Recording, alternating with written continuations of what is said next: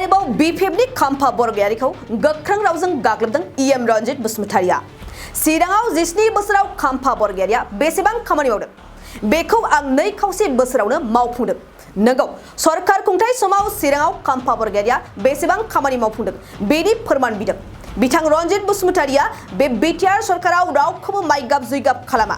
बेरेखा दोलोआ इउपिपिएलखौ फोजोबनो थांखिजों गुबुन पार्टियाव थांनानै बर' हारिखौ फानगासिनो दं नाथाय गुबै बाथ्राखौ फैगौ लकसभा बिसायख'थिनि उनावसो बुंगोन होननानै गोख्रों सांग्रांथि होदों इएम रन्जित बसुमतारिया मख'नो गोनांदि दिनै चिरां जिल्लानि आमिनपारा गामियाव सुमफ्राम बान्दोखौ रायजो राजाफोरनि थाखाय बेखेवनानै होनाय समाव बे गोख्रों बाथ्राखौ बुंदों मावफुं सोद्रोमा रन्जित बसुमतारिया चिरां जिल्ला खुंग्रिं बिसिडिसिनि सिङाव थानाय आमिनपारा गामियाव गोबाव समनिफ्रायनो खस्थ'नि गेजेरजों माइ आबाद मावनानै जिउ खांबोनाय रायजो राजाफोरनि थाखाय दिनै बिथां रन्जित बसुमतारिया सुमफ्राम बान्दोखौ बेखेवनानै होयो रायजो राजाफ्रा बिथांनि गोनांथार सुमफ्राम बान्दो बानायना होनायनि थाखाय जोबोरैनो साबायखर बावदों जोंनि आमिनपारा गामिनि प्राय खै घरसो जागोनथाय गामि दरसेयैनो माने दैनि गायग्रा दैनि थाखाय खोब जेंना जाबाय थायोमोन बोसोरफ्रोमबो देग्लाय फरेस्ट डिपार्टमेन्टनिफ्रायनो सुमफ्राम बानखौ बानायनानै होनाय जाबाय आरो रायजो राजाफ्रा खोब गोजोननाय मोनदों जि जायगायावहाय मानसिफोरनि इक'नमिनि बेकबना आबाद बे आबादखौ मावनो हायैनि थाखाय इक'नमिकेलि खोब गोग्लैसोनानै थानाय मोनसे बेलायाव फैदोंमोन खिन्थु जोंनि सरकारा मानब प्रमद बर' बिथांनि दैदेननायाव फरेस्ट डिपार्टमेन्टनिफ्राय बे सुमफ्राम बानखौ बानायना होनाय जाबाय बाखि गोजोननाय मोनदों रायजो राजाफोरनि सुखु दुखुआव जोंनि सरकारनि जानानै बाहागो लाफानो मोननायनि थाखाय चिराङाव 17 बोसोराव खाम्फाया बेसेबां मावदों आरो आं 2.5 बोसोराव बेसेबां मावखो बिनि हिसाबखौ नोंथांमोननि मिडियानि गेजेरजोंनो होबानो जाबाय बेयाव रेकर्ड दङ खिन्थु आंबो ओरैबायदिखौ मावाखै सोरबा कन्ट्रेक्टरफोरनि फैसाखौ इनभेस्ट खालामहोनानै उनाव होगोन होननानै थगायनानै खामानिखौ मावफुंहोनायनि उनाव कन्ट्रेक्टरफोरखौ होखारनायनि लामाखौ जों लायाखै जोंनि आगसि आरो आगदा नोंथाङा खामानि मावगोन बे खामानि मावनायनि सोलाय नोंथाङा जा मोननांगौ फिथाइ बेखौ मोनखागोन गतिके जोंनियावहाय माइगाब जुजाय खालामनायनि खुनु बाथ्रा फैनो हाया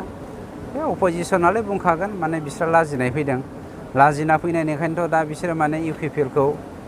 जेरैखि जायाबाबो संहांगार खालामनायनि थांखिजों गुबुन पार्टियाव थांनानै हारिखौ फाननो थांगासिनो दङ गतिके बिनि सोमोन्दै आं दा बुंथ'वा एमपि इलेक्सन जोबथों बिराद गोसो गोजोननाय थाबाय जों बिराद खस्थ' आबादनि थाखाय बिराद खस्थ' खालामना जानांगौ जोङो साफ्रा जावनो जायगा गैया दंफां जालि होनो बेबो गैया दा सारा बेखौ मावफुंनो होनायनि थाखाय आं बिराद गोसो गोजोननाय थाबाय आरो बेसेबांसो गहरसो आबादारिफ्रा बे माबाजों दैजों बाहाय दङ 18 जन 18 गहर दं आरो बे बान्दोआव खय बिगासो हा दं ओरैनो बाहाय 82 हाब दङ 82 बिगा औ खायस माइ गायजोबो बाहाय सारनिफ्राय जों बिराद मावना होनायनि थाखाय जों बिराद साबायखर थाबाय बिराद गोसो गोजोननाय थाबाय आरो सारनिसिम आगोलाव माबायदि गायोमोन माइखौ बिराद खस्थ' एकदम जोबथा खस्थ' बान्दोआव माला बायो आरो खोदोलाय साफ्राजों रोगादो एकदम खस्थ' बानाय रोगानांगौ मानसिया उफाय गैयामोन एबारनिफ्राय खस्थ' जानाय नंला माने मावना होबाय खामानिखौ जों बिराद गोजोन थाबाय आरो बिनि थाखायनो 2023-24 सोलोंथाइ बोसोरनि थाखाय गोदान मुं थिसननाय लानानै फैदों डन बस्को डिग्री कलेज साफागुरिया देग्लायनिफ्राय डन बस्को डिग्री कलेज साफागुरियाव बेचलर अफ आर्ट्स एबा बिएनि सेथि सेमिस्टारनि गोदानै मुं थिसननाया दायो सोलिगासिनो दं चिरां जिल्लानि साफागुरियाव थानाय डन बस्को डिग्री कलेजआ देग्लायनिफ्राय बिए थाखोनि सेथि सेमिस्टारनि थाखाय गोदानै एडमिशन लानायजों लोगोसे बड', इक'नमिक्स, इंलिश, एडुकेशन, हिस्टरी आरो पलिटिकल साइन्स आयदानि थाखाय बिए अनार्सनिबो खाबु दं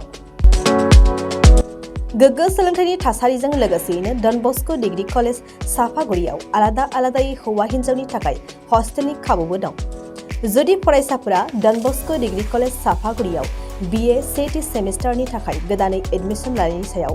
आबुं बाथ्राखौ मिन्थिनोब्ला नैबे मबाइल नम्बर 9365551959 आव थोंजों सुला लानो हागोन।